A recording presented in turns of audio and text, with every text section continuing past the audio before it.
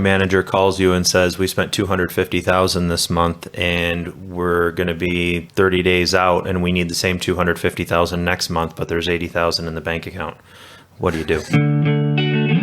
Welcome to the Rental Property Owner and Real Estate Investor Podcast, brought to you by the Rental Property Owner Association, providing benefits and services to real estate investors and rental property owners for over 48 years. With your host, Brian Hamrick from Hamrick Investment Group. This episode is sponsored by Green Property Management, managing everything from single-family homes to apartment complexes in the West Michigan area. Find out more at greenpropertymgt.com. And RCB and Associates, helping real estate investors and small business owners navigate the complex world of health insurance and Medicare benefits at rcbassociatesllc.com. Hello and welcome to episode 199. When Justin Richards and Aaron Lenartz were last on this show, just over a year ago, they had recently closed on a 144-unit apartment complex in Memphis, Tennessee. And we discussed the nuts and bolts of closing on a deal this size, as well as the process of syndication and raising $1.3 million from investors. So if you want to check that out, check out episode 140 to hear their story. But the story that you're going to hear today is what happened after that close.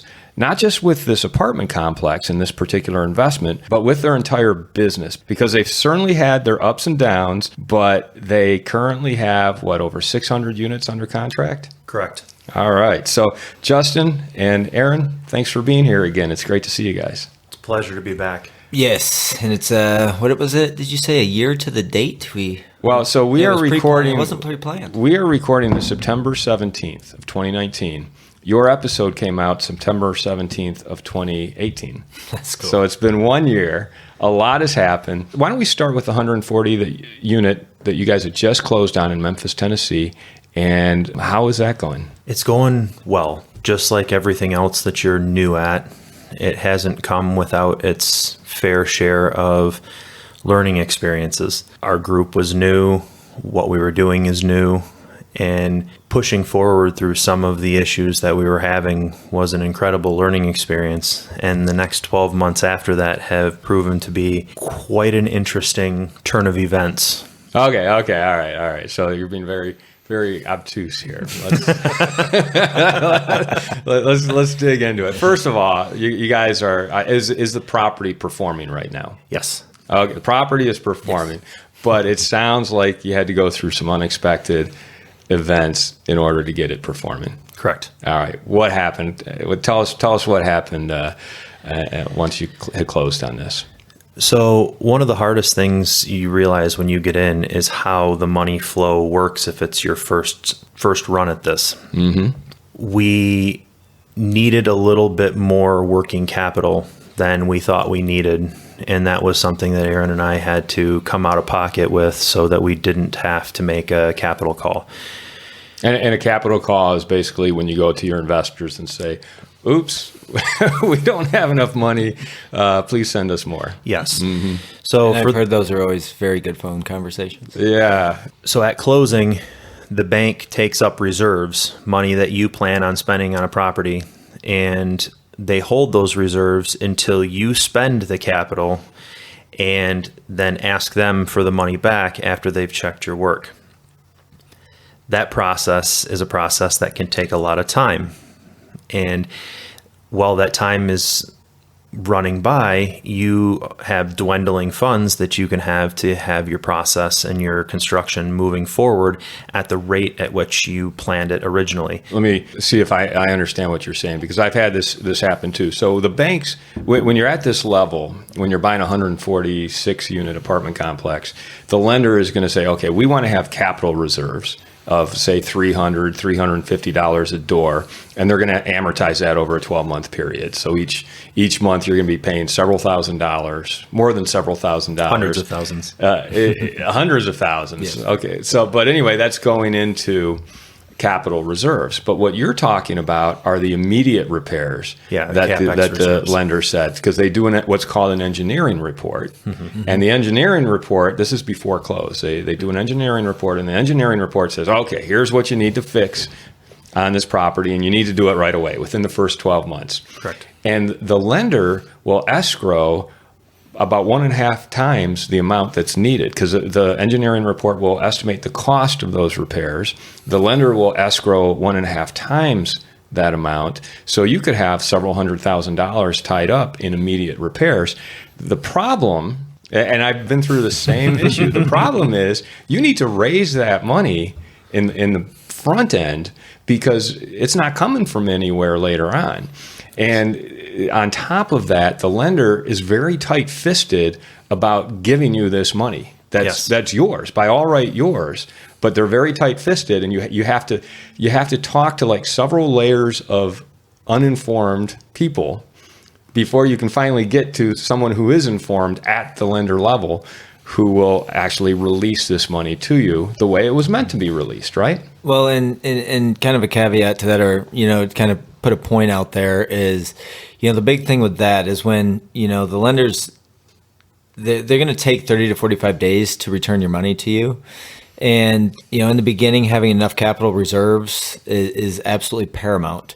So with everything said and done, and, you're getting down and now you're starting to do your draws, we had reached out to the lender probably about 3 or 4 times, and we had asked them, can you pay us quicker, maybe bi-weekly?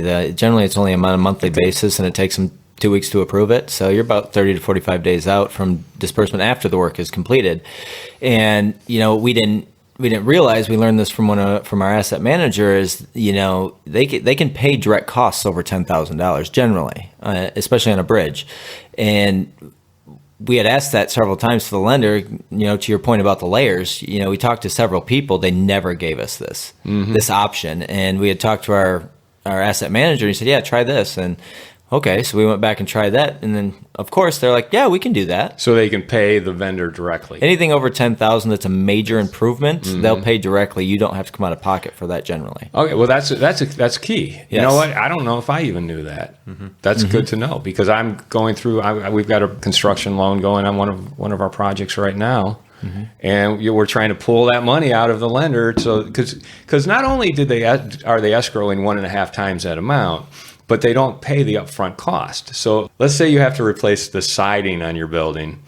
Well, whoever's doing the siding is going to want money up front. Well, that's quite often getting that from the bank up front can be very, very difficult. If not impossible. But what you're saying is that you can ask them to pay that vendor directly. Yeah. All right. That's key. That's I'm learning something. And the other thing too, you gotta be aware of too is, when you get these each lender is different, especially in bridge lending. I mean, they pretty much write the script for it, so it's not a conventional as you would think of it in a conventional Fannie or Freddie. But with the bridge loans, it's thinking of it this way, that I'm spending all of this money to complete this, and I'm gonna have to pull teeth to get it.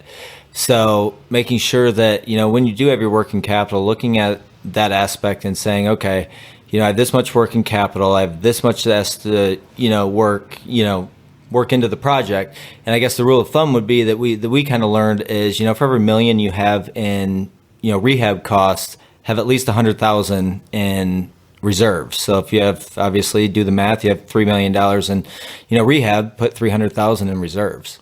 And that would be specifically for upfront costs. Yes. So even though you're going to get reimbursed for that, yes, out of the forced reserves. Well, and sometimes in the lenders too. My second point is, the lender in their term sheets, you have to read those. Obviously, I recommend it anyway. But reading those term sheets, and sometimes they'll put in there that they'll put up front how much they're going to put in there. So we're going to put $250 in reserves day one. And then the rest will be future funding. Oh, okay. See, so I've not seen you got to that read from a those lender, kind of. yeah. 'Cause some of them will say it's all future funding, and other ones will say yes, we'll give you this. So you can account for that in your underwriting, that you don't need to raise that much because they're giving it to you. But I'd still have a padding in there just in case. Sure. And so this is the problem you guys came up against. You had the money reserved. Correct. And it sounds like you would raise that money. Correct. But you were short the upfront money that you needed to pay the vendors to actually do the work. Yes. Property manager calls you and says, we spent $250,000 this month, and we're going to be 30 days out, and we need the same $250,000 next month, but there's $80,000 in the bank account. what do you do? We can stop working, or you can get us money. Yeah. So interesting challenge. What did you do? We did what I would hope anybody in our predicament would do. We put the money in ourselves and made it work. We needed to keep it moving forward. So you came out of pocket with that. With how much? For our mistakes. $150,000 in this case. 150. Okay. Well, so is this really a mistake? This is basically you didn't know what you didn't know, Right. and you don't find these things out until you actually do it, huh? That's true. Yeah. Well, at least in our defense on this, the lender had gave us 3 final settlement statements that all went up in price each time. So we, after about 3 or 4 weeks, we finally got a final. Yeah. It was always changing. Which we've learned target. since then is to be expected almost every time. You just need to have more set aside for that particular. I'd like to take a moment to tell you about Green Property Management. Not only do they manage everything from single-family homes to apartment complexes in the West Michigan area, they also manage my entire portfolio. So I can tell you from personal experience that their unique flat fee management style is worth a closer look. If you feel that your property isn't operating to its fullest potential, then Green Property Management can help you take a holistic approach that will save you money, eliminate your headaches, and increase your net income. And if you're a property manager interested in applying Green Property Management's model, give them a call at 1-866-95-GREEN or visit them on the web at greenpropertymgt.com. All right, so let me tell you what I've done in that situation, because I went through that very same thing where we had over $1 million that we were putting into a building. We did not have the money we needed several $100,000. Actually, I think at one point we needed $400,000. So rather than just come out of pocket or go back to the investors, what I do is I create like a loan. I have several investors who can put up several $100,000, get 8% interest on that. It's a short-term loan, less than 12 Hard months. money. Yeah, so it's a hard money loan, Right. basically, but it's with investors who have the excess capital and would like to deploy it and get 8% or more on there. Okay. Plus a point or so. I can't remember exactly how we arranged it, but I like to basically turn it into a loan rather than do a capital call. That's Or come out of pocket. a much better scenario on both counts. Yeah. Yeah. So, but it sounds like you guys came out of pocket. You thought you felt like it was your fault, and Yeah. you the right thing to do was put it up out of your pocket, but you got it back too, right? Yeah. Yeah. How long did it take to get it back? A few months ago. Yeah. Meanwhile, you're eating a lot of ramen and Yeah. dry pasta. When you're first starting, you do whatever's necessary to do what you think is right to protect the people that are supporting you, whether that be your investors, people that are come onto your business. You just have to do what you need to do to make things right. And right or wrong, we're learning. And that's ultimately what this is all about, is you hit a brick wall. Okay, how do I get around it or over it? And sometimes you're going to make the right decision. Sometimes you're going to make the wrong decision. But ultimately, at the end of the day, you made a decision and you moved forward. And I believe that's probably one of the biggest takeaways that Aaron and I have learned over this last year is indecision is your worst enemy, not the wrong decision. Yeah. You can't hide from making the wrong decision, but at least you stepped up and made a decision, and then you learn from that decision, good, bad, or indifferent. Yeah, absolutely. That's a good way to look at it. So was that the biggest complication after you guys had closed I feel on like this? there was lots of little things, but that was the most significant one. Well, and to your point, when you look at it from this perspective, that bad things happen. I always say this, and this is, and I want anybody to correct me if I'm wrong. Please, you can email me. You can do whatever you want. I want to hear from you. But in every deal, you have to be prepared that you're going to get punched in the face really hard one time, at least. You're going to. It's going to happen. Just, you don't know what, you don't know where it's going to be, how it's going to be. Just be prepared. You're going to get hit really hard one time, and don't let it knock you down. And, and what we've learned is, even we've had some partnership breakups in the past year. We've had things go extremely well. So I don't want to think that this is just the sob story. We've had an absolutely awesome time, and it continues to get even better. But every time we've lost, we've gained more, because it forces us, to find different avenues. It forces you to get out of your comfort zone, and it forces you to find better partners, because, and I use this, I know this is going to be a bad example. You might cut it out, but, it's like, being divorced for the third time, or the second time or the third time, you kind of know what you kind of don't like in that next relationship, and hopefully that one sticks. But, you just got to keep going through life, and you got to find good people, stick with them. And, you're going to find, if you have a bad partnership, a breakup or something like that, you're going to find, if you're looking for it, a better partner on the other side.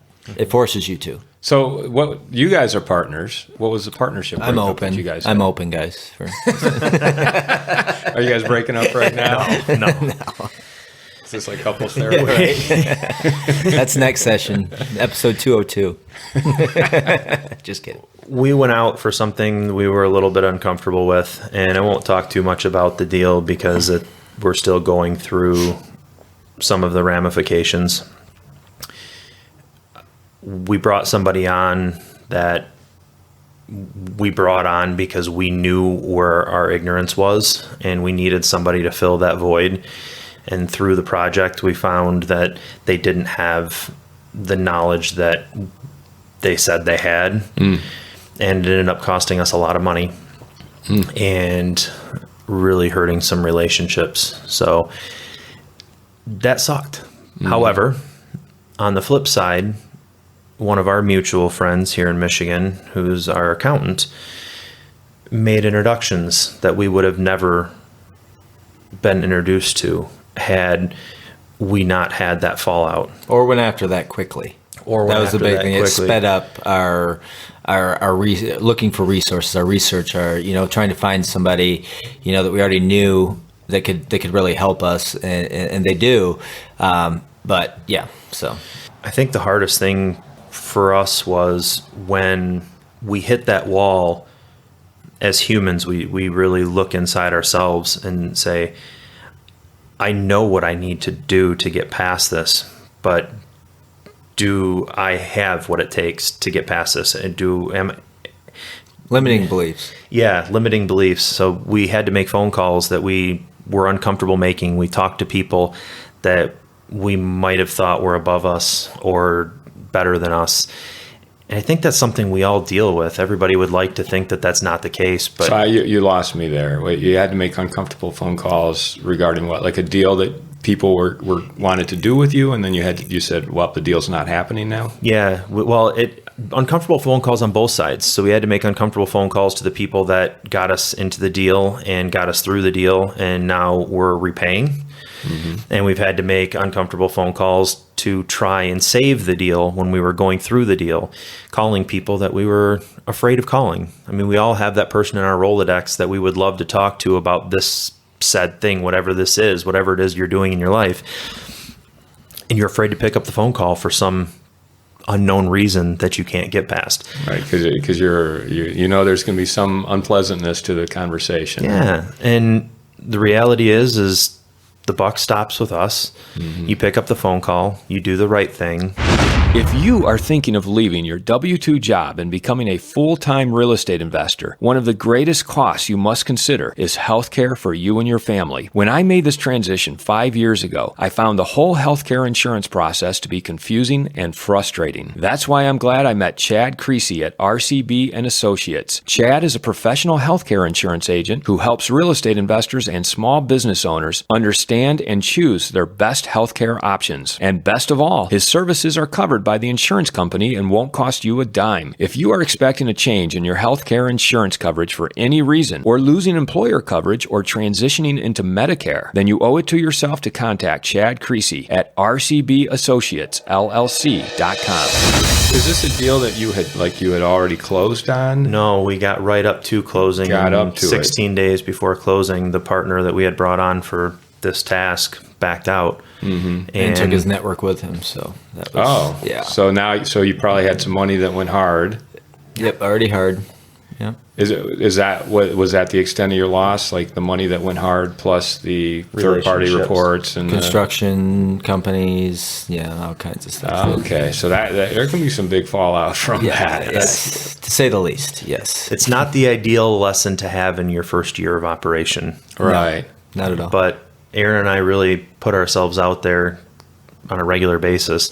I feel like that's where growth comes from. So that was the worst thing this year. Well, the person that, and then the caveat to that too is the person that has never failed scares me to death.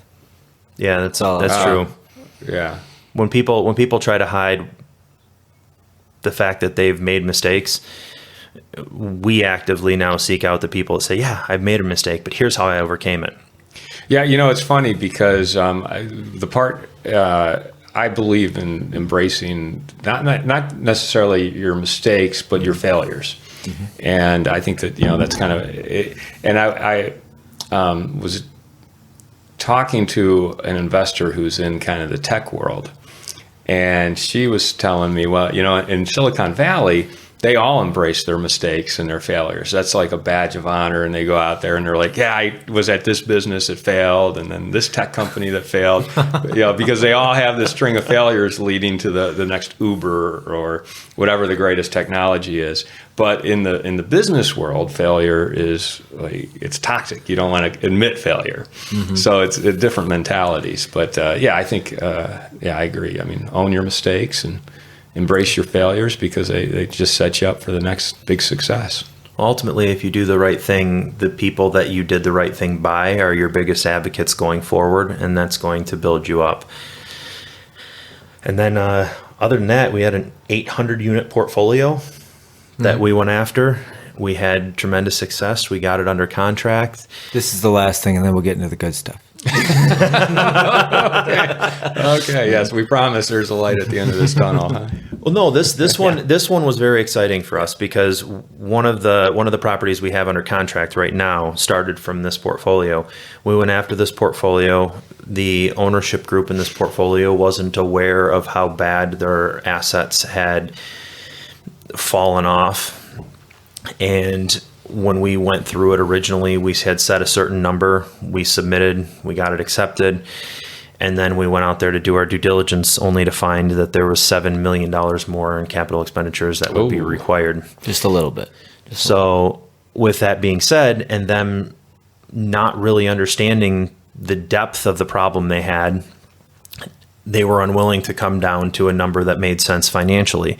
So we walked from the deal. We didn't lose anything much on that one. Only like $12,000, so we got by pretty good on that. Which to some people, $12,000 is a lot of money, but on a deal that size, going down that we road, could have lost that's a very minimal amount. It could have been in the $50,000 to $60,000, $70,000 range if everybody charged us what they should have. Yeah. And the lessons there are there's no amount of want or need to jump into something just because it's a good deal and you want those numbers. It could have been millions of dollars in a mistake if we would have had to come out of pocket for that money, and we're forced to replace the things. You mean if you had actually closed? Yes. And, yeah. And keep in mind too, with owners, they will, especially with things that, I mean, these are, different situations, when you're putting 15 to 20 grand a unit in, I mean, that's a big rehab, but a lot of these owners will tell you, "Oh, I didn't know that. I haven't been to the property in years." Yeah, they have. They just don't want to tell you that because then they have to disclose it, which generally can be, in our case, would have been a retrade because he knew about it before he came down there, but he pleaded ignorance, which I will take with a grain of salt, but I understand that. But still, it's like, just be careful of that, guys, when, the owners and things are like, "Well, I haven't seen that. I don't know what you're talking about." Like, it's highly unlikely they haven't seen the property in 5 years. I had a friend of mine who had a property under contract in one of the southern states, and the numbers were great on it. But then right before close, he found out that the owner had fudged about $50,000 worth of income and expenses. Well, at just a 10 cap, that's a $500,000 difference. So he called him on it and said, "Well, you said this, but you don't have any. I mean, these numbers are incorrect. In fact, they're a lie." And the owner said, "Well, everybody does that." Wow. Yeah. So, my I don't know. Do you my do that, friend- Brian? I don't do that. No, I mean, so, we keep okay. we keep real books, Exactly. real accounting. Everything is in its. The numbers are Yep. correct. Oh, Let me yeah. put it that way. So my cousin backed out because he wanted to take at least $500,000 off the purchase price, but the owner was like, "No, I don't need to." So I mean, Yep. so it's more common than you think that people might be lying. You have to, that's why you do your due diligence. You Yep. verify, and you verify, and then you verify again. Well, the beautiful thing is, numbers don't lie. So our conversation with the owner was very simple. Here's what we found. The next person that's going to come through and do due diligence is more than likely going to find the same thing. So I think we should find an amicable arrangement where we can both make out. And after many months of going back and forth, we were, 800, then 600, then 300, and finally we're down to one property, 171 in Memphis, that we're going to do as part of this portfolio. But the goal is to go back and work with that owner again and grab the rest of the properties that fit our investing credentials. So rather than take the whole portfolio, you're just going to take a bite-sized chunk. Yeah. And then Just go take back ones for we the want. full meal later on. Well, digest that and go back for more later. It's strategy and timing. If they think they can do better right now, then let them go try to do better. And if they do better, then by all means they should get paid for that, and we can continue to do better and we can make money too. If they don't do better, then the price stays the same or drops because of their management, and now they realize where they're at for real, and it's a much easier negotiation than trying to force the issue when they may or may not know the full picture. Right. Exactly. So before we get into the good, because I know there's a lot of great things going Yes, on right now yes. with you guys. Before we get into that, I want to ask you about just pacing, because you guys are moving so fast. And I know it's intentional. That's how you set yourselves up. Do you feel that you've had to adjust your pace based on these experiences, or is it just making you go even faster? I don't know that it's making us go faster. It's just making us be more calculating. More strategic, yeah. That's what it's doing. Because now you have to take those moves, and you have to understand, with 5 deals on the table, we're not doing 2 loans, because we have basically a portfolio which has 3 properties in it with 3 different loans, 3 different closing dates, and you have to manage those closing dates and hit certain thresholds and targets at certain times. And then we have another one that's closing right after the first one in Florida, not to confuse you, but one in Memphis is closing in between the last 2. So basically it is, we close on our first one in Florida, we have to close on one in Memphis, then go back to Florida and close those 2. So basically, putting this in a nutshell, you have to be able to strategize and say, okay, I need this much money on this deal by this time, this much on this time, and manage all of those closings. Because if you drop the ball on one, it's going to be a snowball effect, and especially in that market. So you want to make sure that you're strategically, putting your money raisers where you need them at what time and what property they're raising for to make sure you hit your thresholds. And one of the biggest things that we've concentrated on this last year as we reflected on ourselves and our growth pattern is the partnerships that we have and that we're building. So we have 4 people that are now part of Grayson Capital Group that were brought on for very specific reasons because they excel. We have a CFO that we brought on that comes from a CFO role, but his passion is investor relations and capital markets. So that's where he sits. We have somebody who has 30 years with Dow Chemical, who's done stuff globally from an operational standpoint, but he's getting tired of the operational side and is in love with marketing. That's all he reads about. That's what his passion is. So he's taking care of marketing, but he can do the strategic planning and all of that stuff in his sleep, because operations is all he's done. So he helps us out there. We have another gentleman who flies to these different locations and makes broker relationships and brings in deals. He's a pit bull.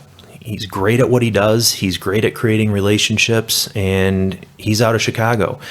And on and on. We brought on somebody to do underwriting. So what Aaron and I, to get back to your question, we're forced to do is, what are we good at? What do we love? What part of this business do we love and it doesn't feel like a job for us? Let's run with that. And let's bring in people that are way stronger than us in all of these other areas so that we could scale at the rate we want to scale. And also, those individuals have pulled the reins on us a couple times, and that's good. Mm-hmm, mm-hmm. Hey guys, we're going fast. Let's concentrate on what we got going. And bringing in people that aren't afraid to say what's right and that aren't afraid to challenge you, I think is an important thing. And I think it's probably the best decision Aaron and I have made this year, because these people are incredible people. We're getting to know their families. We're getting to know who they are. And ultimately, that hasn't changed since the first deal we did. It's also exciting to just, and this is where we get to the good stuff.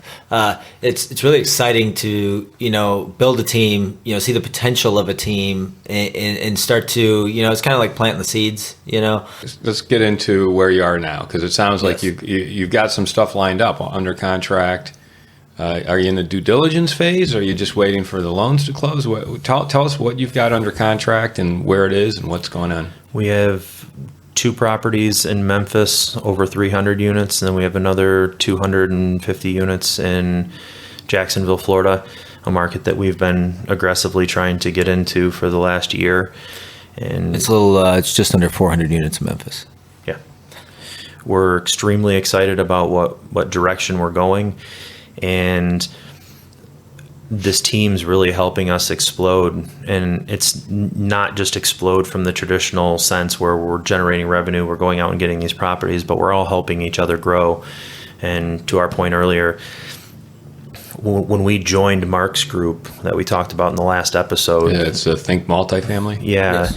One of the reasons we joined that group is we got in this so that we could spend time with our families and we can be with our families. My goal this year is to have my wife out of her W-2. Telling everybody that, and it's holding me accountable. It's a hard thing to do, but we got in this business so that we could spend time with our families. I want to be able to take my daughter and my wife, as does Aaron, to these different events and spend time as families. That's where the partnership really, really grows. And you go out and you find people that are much smarter than you, but also have that same family value and the same characteristics that you share as a family. And it's a pretty amazing thing. Mm-hmm. It fills your soul. So you feel like you're on track to make that happen this year? Absolutely.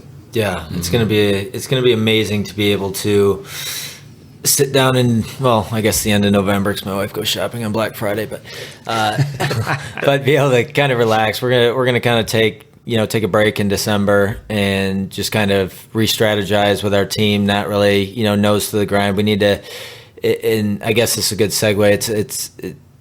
You need to be able to take a break from this sometimes. I don't care how busy you are. You have to be able to step away from it at times. It recenters yourself and gives you better ideas and maybe different, strategic plays or different avenues or ways of doing things that you normally wouldn't think of just because you're stuck in work 7 days a week. And, you're constantly thinking the same thoughts. The emails are coming through and everything, but you need to, step back every once in a while and, take a day or two to yourself and be with your family and just truly give them your time. Don't turn your phone off. Justin gets mad at me on a Saturday when he calls me, why didn't you answer your phone? Well, I was outside with my kids. I'm sorry. But, I tend to do that on the weekends. I'm very, very away from my phone. I try to be anyway, and I try to put it somewhere where I can't even hear it. Just be able to take time for yourself and be able to enjoy your family and enjoy what you're doing. Not, because we're not, doing this to have a job. We're doing this to, create a future where we can have more time. So you guys have quite a few properties that you're going to be closing on soon. What is the game plan with these? Are these value add? Are they turnkey? How much work will you need to put into them once you close? No, all of these are value add. We really took a deep look inside with our team, and for those of you who have read Red and Blue Oceans, we're really looking to go for the blue oceans, the deep value adds, the things that people are afraid to go after because they might fear that they don't have enough experience or knowledge or whatever. And we've put together a team that we absolutely know can handle what we're doing. So we go after things that have really good returns for our investors. And we've chosen a couple markets that are really seeing a lot of upward growth and are going to see further growth going into the future. Jacksonville being one of the primary markets we're concentrating on, 6 to 7% growth in the market overall. I mean, just a massive amount of number, more than 1,000 people a day moving down to Florida. The only state in the union that rivals that is Texas. They have the infrastructure, they have the people, they have the diversity of education and business, and we're really excited about what the next couple of years is going to bring for us. Yeah, what is it going to bring for you? I mean, what's the bigger picture? Where do you guys hope to take this?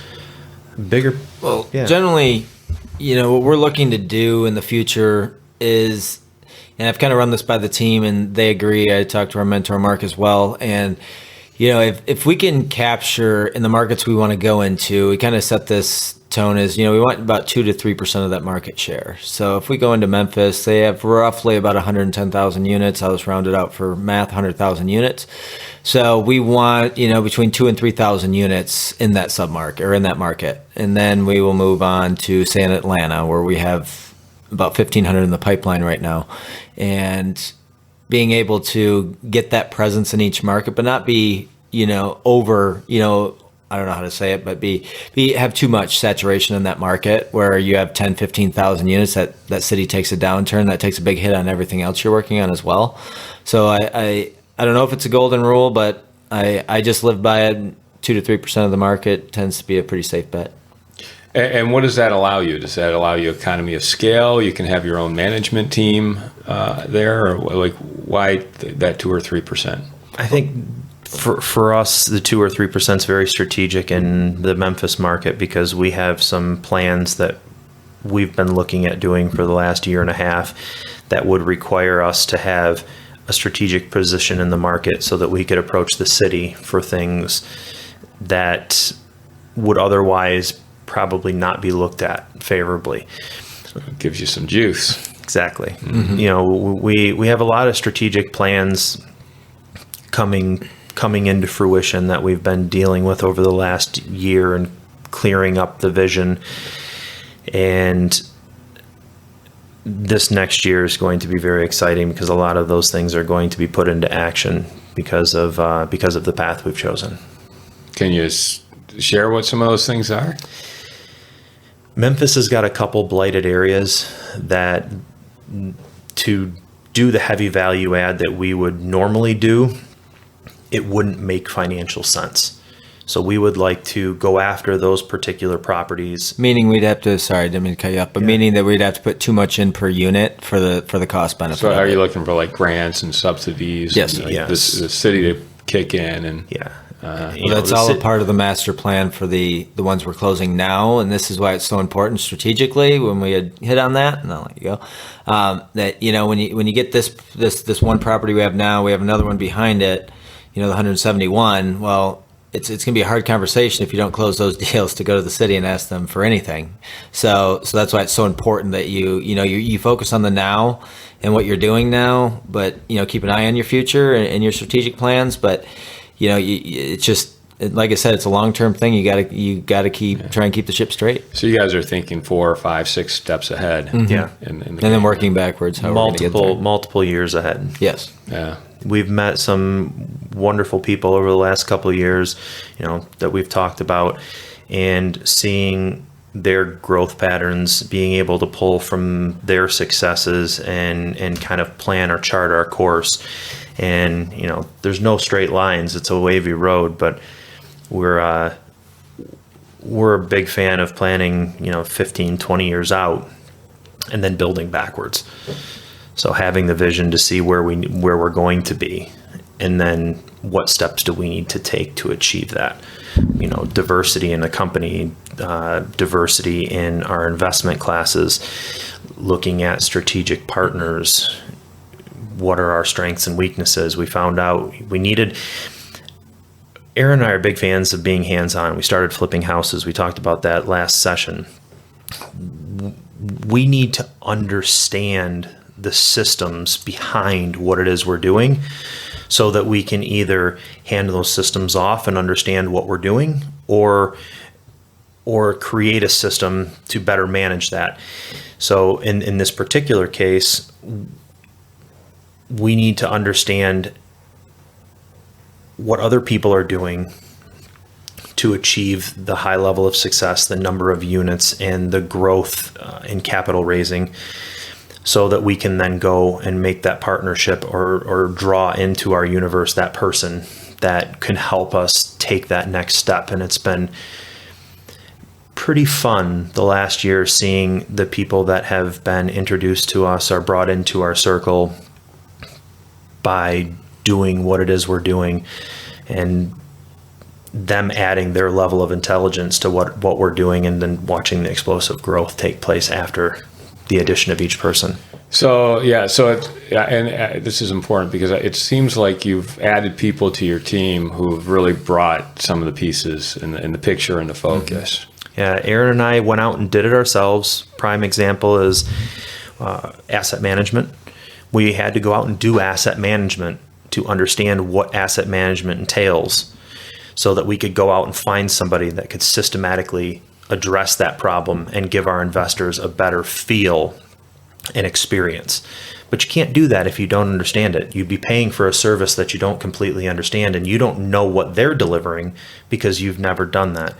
So through this last year's learning experiences, we were able to bring on Patrick Duffy and tactical asset management to really help us strategically grow and handle some of these high value add opportunities that we're bringing on to our plate. Great. So it's all about figuring out, like you said, what is it that you guys are good at? What can you take off your plate and have someone else do? Mm-hmm. And I will tell you, not to cut you off there, it is extremely difficult to take stuff off your plate. You think it'd be easy, mm-hmm. We got these uber qualified people. Here you go. Here's the marketing. Go ahead and run with it. No. Mm-hmm. And it's one of those things that you just look at and you find like you're almost doing more work in the beginning, even though you have well qualified people to do it. It's just figuring out, how you all are going to work together, and which direction their head's at, and are they in line with you? And so that's one of the points I wanted to make. I think the best analogy is we started out building a family, Aaron and I, mm-hmm. and you spend a year and a half, 2 years building this family, and now you're handing your kid to somebody else. So back to the analogy we always use about family. If you're going to bring somebody on your team, is it somebody that you want to hand your kid to, metaphorically speaking, and literally speaking? Do you want to hang out with this person's family? Do you want them to be on your team going forward? You could have somebody that's, to Aaron's point, uber qualified, brainiac in that area, but you can't stand being around them. Right. What's that going to look like for the next 10 years of your life? Mm-hmm. Your company in that area might explode, but what is your experience going through that explosion? Right. And I'd like to think that we're a little before our time in considering these things, because we want to form a life that we're happy being in. So we want to bring people in our lives that we enrich their lives as individuals, but they in turn enrich ours. And that's a really tough process. So what have you guys had difficulty handing over to other people? Everything. Literally. Pretty much everything. And what have you kept for yourselves? What are your core functions? Strategy, obviously. Course direction. Working on the business, not in the business as much. Yeah, working with mm-hmm. these individuals that we brought on to really make each of these core verticals stronger, and then strategic relationships going forward. That's something both Aaron and I really enjoy doing. We go out and we build relationships with people. We love meeting new people. We love sharing experience. And going to all these different events, finding people that are really good in niches that you might not be good in, all real estate centric, but different aspects like what you've done. We're very interested in assisted living. We're very interested in self-storage.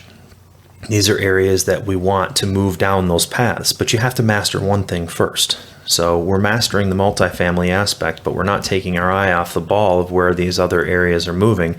And we're growing those strategic relationships because we know nobody makes a decision unless they know, like, and trust you. So over the next year, year and a half, 2 years of building these relationships, when it comes time to pull the trigger, you have that relationship to base those next conversations on when you start moving. I know all the members that you've added to your team are key members. What was the first and most essential role that you needed to fill? So we started talking to Paul. If you go on our website, you'll see Paul's credentials. Finance.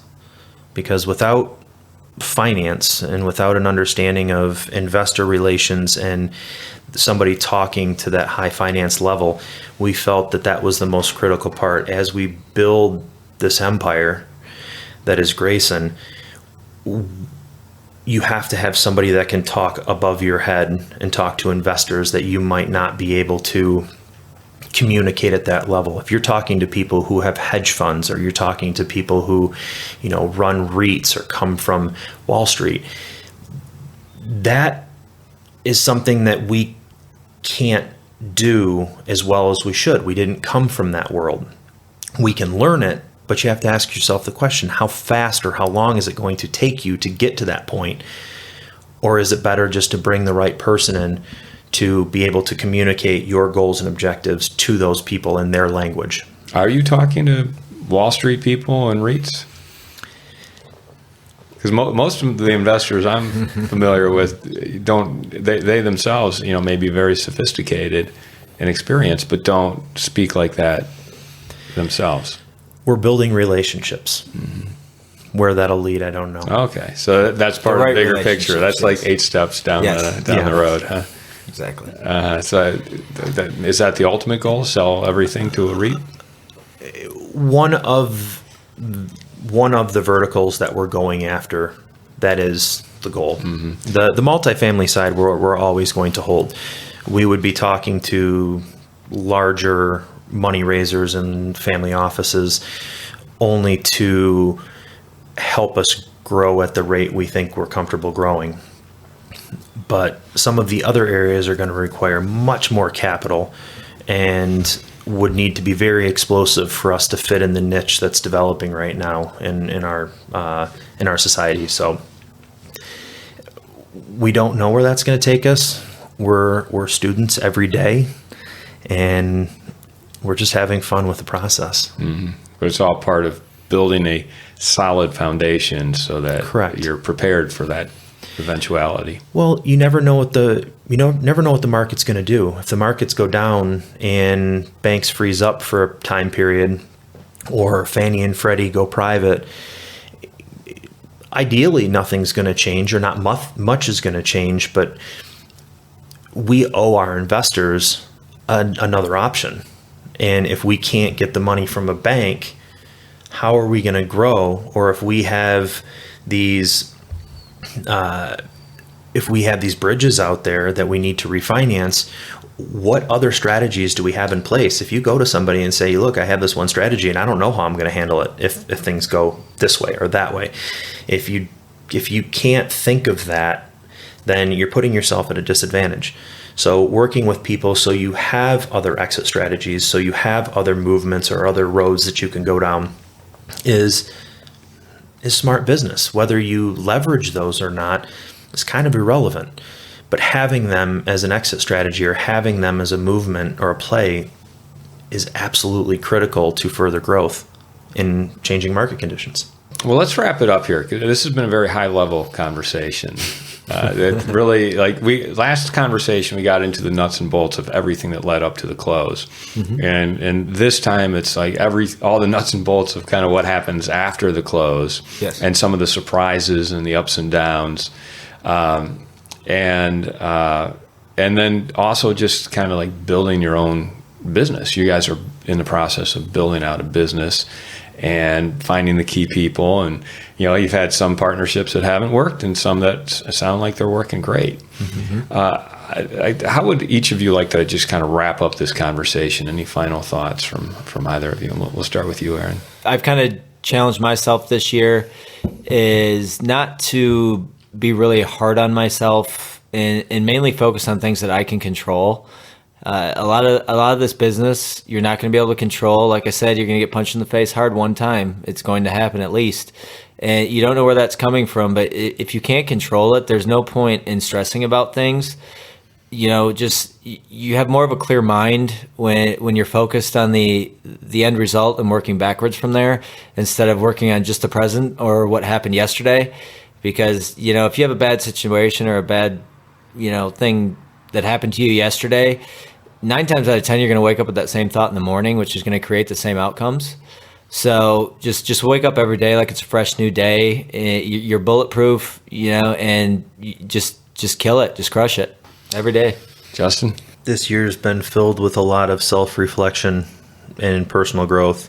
Aaron's absolutely correct in that you're going to get knocked down over and over and over again, especially going into something that you're learning.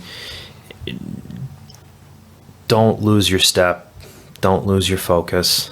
Just keep plodding forward. If you fall down, you're still falling forward. Get back up. And I think the biggest part that we learned this year is take a look at why you fell. And is there somebody out there that's better qualified to help you get over that creek or get over that hurdle and try and make that relationship happen? And like we've said multiple times through this, it's all about building quality relationships where we can add value. And if somebody can add value to you and you can add value to them, you can move forward much faster, getting out of your own way. And ultimately having fun with what you're doing. Have fun with it. This is a fun experience, and it's fun to invest in stuff. Yeah, it's a pain in the ass sometimes, but it's fun. It is. Just think of it that way. It's, you're creating this for a legacy, and you're creating this for whatever reason your why is. Mine's freedom and not, clocking in and, spending time with my family. So I'm just going to force myself in any situation, just enjoy what I'm doing. That's the ultimate goal. How would people get a hold of you guys? www.grayson, Greyson, capitalgroup.com. You can read more about our team and our current projects on the website. And we'd love to hear from you. If you heard something today that excites you, we invite people to give us a call and have conversation. We're in this to grow, we're in this to teach, and we're in this to learn. So I encourage anybody to give us a call and have good, candid conversation. And you guys are still doing the meetup group as well. Yes, sir. Every third Wednesday of every month, we try to bring somebody that can add value to beginners and experts alike. And it's all about paying it forward. I will let you know in the meetups, sometimes you just get me. You get Aaron. Justin's off gallivanting, yeah. Third Wednesday of every month. Correct. Here in Grand Rapids at Buffalo Wild Wings on 44th Street. Absolutely. Aaron, Justin, it's always a pleasure to have you guys in the studio. Love talking with you. Love hearing about your experiences. Thanks for sharing everything with us. And well, you're welcome. And next time, let's not take a year to do this again. Maybe after we close these deals, maybe January, February, we'll come back on and let you guys know how it went. Sounds good. So, thank you very much, Brian. Thank you.